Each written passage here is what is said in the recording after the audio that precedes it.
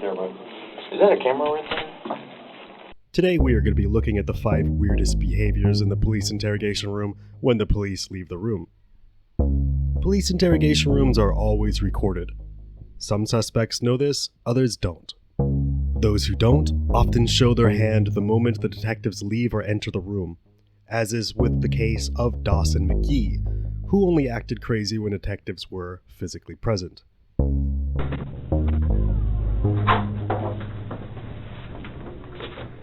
We saw something similar with the Chris Watts case, in which this murderer adamantly denied having to do anything with the death of his wife and children until he was left alone in a recorded room with his father.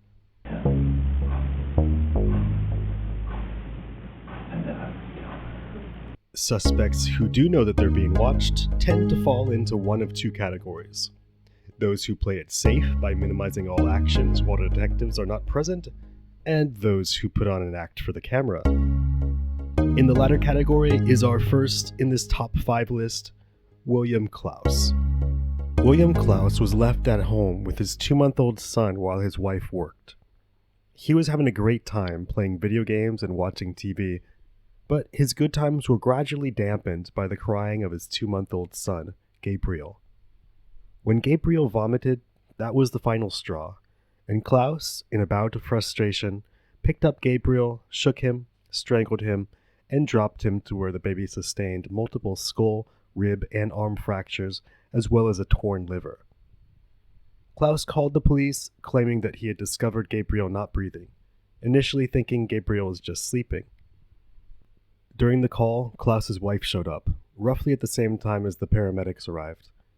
The wife and the paramedics took Gabriel to the hospital, where, unbeknownst to Clouse, Gabriel would be pronounced dead.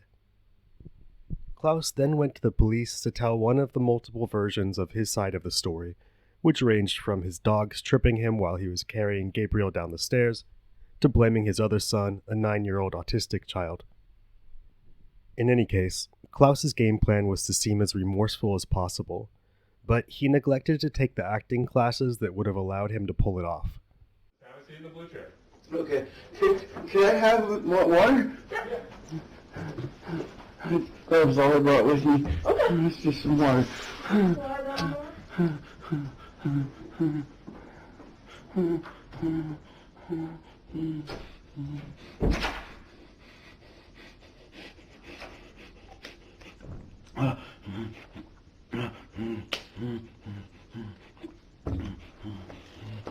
on.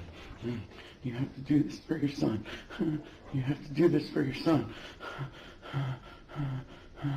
He deserves you. You man up.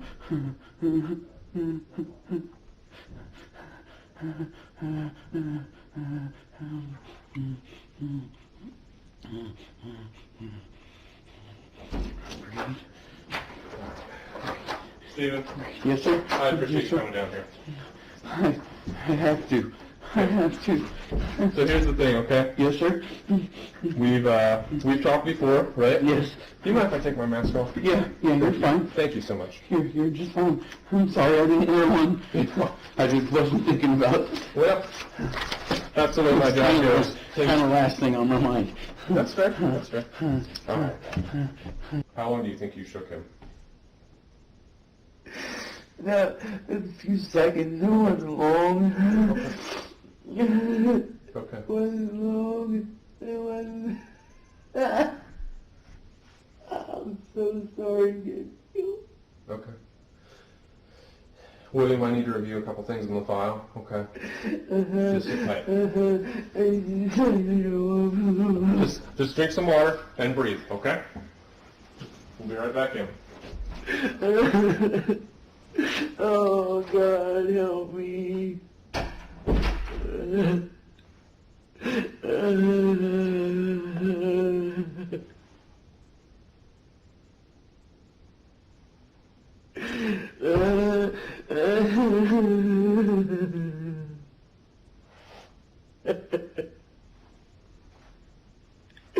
Oh, my baby, it's my fault. Oh, Gabriel. take note of Clouse's natural reaction to reach for the bottle of water as if he were taking a sip of a drink between rounds of his video games. Clouse remembers he's supposed to be in mourning and so immediately pulls his arm back. Yeah, a sip of water would be nice now, but I've got to put on an act for the camera. Clouse was sentenced to 15 years to life. Some suspects who know they're being watched want to let the police know of their knowledge. They want to make it clear that they are smarter than the detectives, the police force, the whole system. This brings us to the next on our list, Russell Jones, who conspired with his friend, Ellen Fryer, to kill her father. When talking to the police, Jones seems rather normal. Why do they pay you? Why does DHS pay you if you're an adult now? I call it cost of living, but it's for like last minute bills or whatever at the end of the month. I had one before I left for Arkansas, and interesting enough, I started talking to my mom during Christmas. That was a great present. I found my mom on Christmas. Cool. Where's she at? She in Medford? Arkansas. Oh, she's okay. That's right. But when the detectives leave the room, Jones becomes the edgiest edgelord to have ever entered a police interrogation room. You do know I know you're listening, right? So listen here. Ellie Fryer is my client, my protectee. Let's make a deal. Do. How's this? 1, thanks for the food. 2, I see Ellie and Gavin because they are both under my protection. 3, before you release Ellie to her parents, or parent, but if you're one of those two-timing, donut-eating piece of crap that don't like rules, that think they are a high school bully with a badge, I'm sorry, buddy, but I eat high school bullies for breakfast. He reveals how small his mental world is in his threats, with the inclusion of the use of phrases commonly seen in Saturday morning cartoons, but would never be otherwise used in real life. There are a lot of nuggets in this interview, but my personal favorite quote is, "Unleash my bipolar." So, we can do this the nice way and we negotiate, or we can do it the hard way and I can release my bipolar. Which is essentially meaningless. Does Jones even know what bipolar means? Is he threatening to be elated one minute and depressed the next?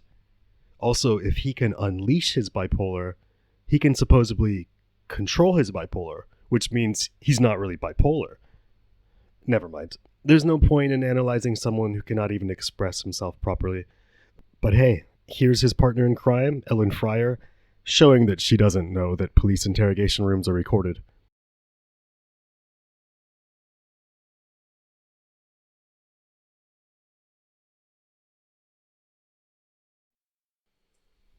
Samantha Wolford is another interesting suspect to look at. I take that back. Interesting and Samantha Wolford don't ever belong in the same paragraph together. This wannabe drama YouTuber spun her wheels at content creation day in and day out, never gaining any traction because, well, she's just boring. Hey guys, I found a link, zombie attack, and I've been telling everybody the zombie apocalypse was coming, and I'm like freakish about that. I like stockpile crap. She doesn't have any unique thoughts or interesting critiques. Her personality is dry, yet comes with an inflated ego. Her attempts to be quirky always come off as cringe. You'd think a woman with 5 children would make a reasonable decision to get a job that brings in some financial support. Instead, Samantha pretended to be a YouTuber while her husband supported a family of 7.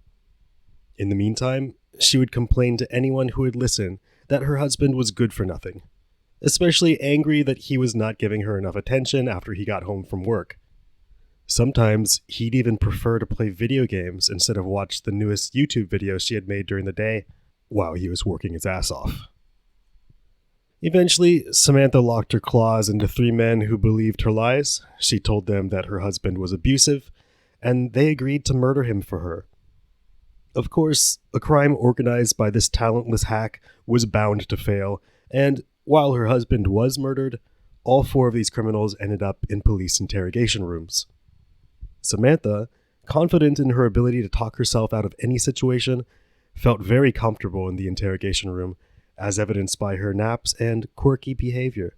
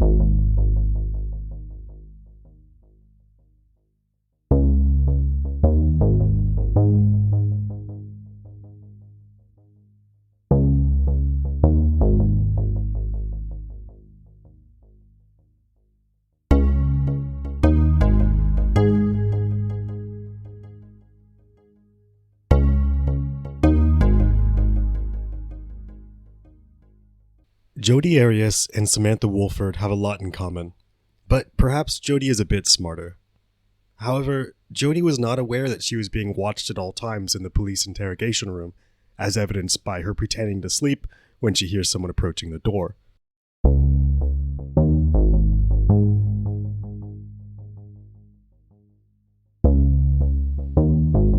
Jodi is in this room because she killed her ex-lover. This scorned woman went to her ex-lover's house for a romp, as ex-lovers sometimes do. However, Jodi had a hidden motive. Jodi coaxed her lover into posing naked for her while she took pictures. When she asked him to turn around, she attacked him, stabbing him 27 times, slitting his throat, and shooting him in the face with a .25 caliber pistol. Jodi made many mistakes in this crime and, unlike Samantha Woolford, can see the walls closing in. Instead of being naturally comfortable in a police interrogation room, Jodi is highly stressed. She attempts to find ways to comfort herself.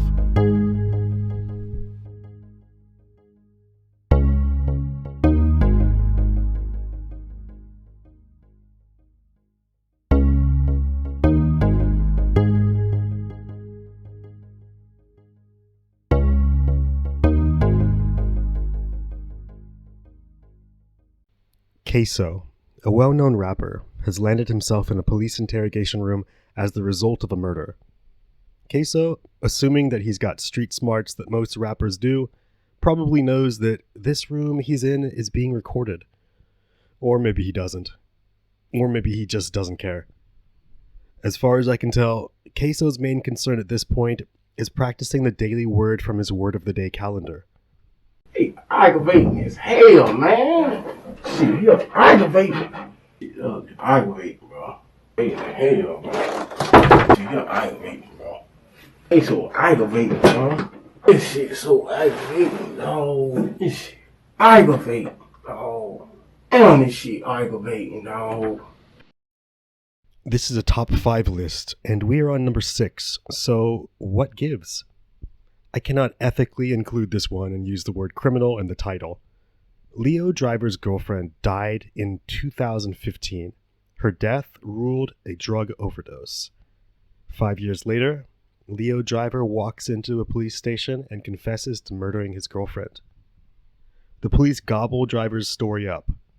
This is in spite of the police knowing that Driver is a diagnosed schizophrenic, in spite of them knowing that Driver is off his meds, and in spite of none of the evidence pointing to Driver. The medical examiner is even called in to change the cause of death. A creepy mannequin is even brought in so the driver can relive the supposed murder. The whole thing is a clusterfuck. Anyway, here is Driver left alone in a police interrogation room that has an echoing recorder. Driver is in psychosis and believes he's hearing voices when he's actually just hearing his own voice echoing. The police don't intervene for a long time either. Is anybody there? Huh?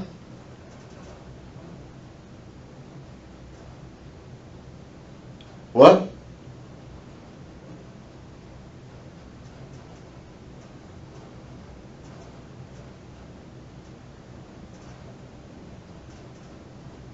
What?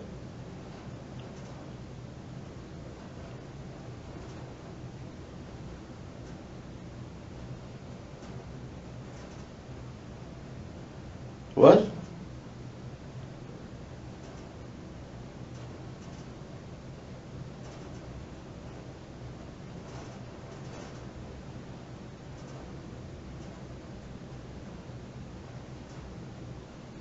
Hello?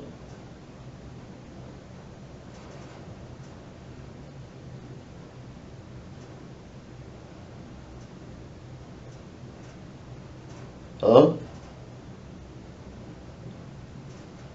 What?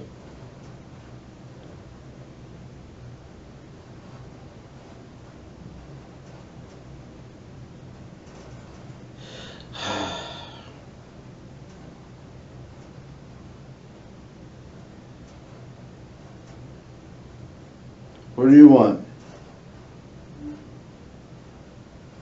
You leave me alone.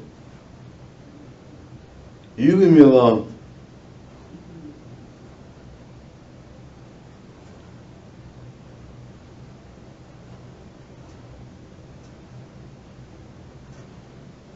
I'm tripping.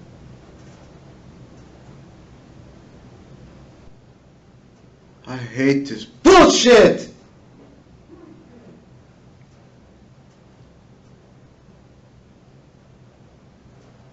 Hey, why don't you go fuck off?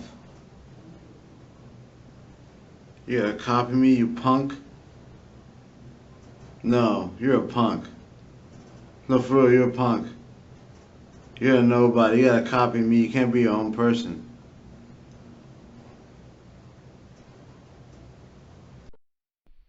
And that was our top 5 weirdest behaviors in an interrogation room when the police leave.